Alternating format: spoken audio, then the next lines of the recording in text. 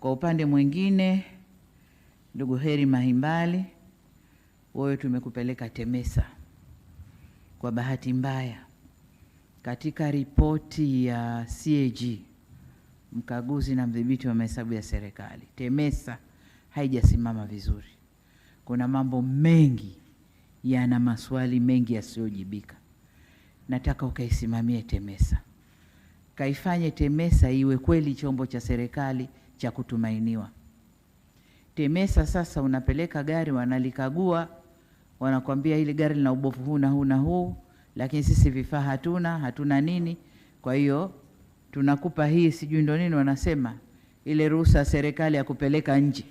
Kumbe wanapeleka gereji yake au gereji anayoijua. Au penginevo mafundi wale wanarudi wanakuja kuambia sisi tunaweza kulitengeza. Nunua tu hiki na hiki na hiki tutalitengeza hapa. Lakini kuna mambo mengi mengine yako kule. Ukiangalia ripoti ya CAG ya mwaka huu utaona mapungufu yaliyopo, na omba kayasimamie. Shirikiana na sekta, waziri wako, katibu mkuu, nadhani ni ujenzi. Kwa nenda kayasimamie, muende mkaitengeneze TEMESA iwe kweli ni chombo cha serikali cha kutumainiwa. Sina shaka na uwezo wako, na nadhani you are grown up, nenda kasimamie.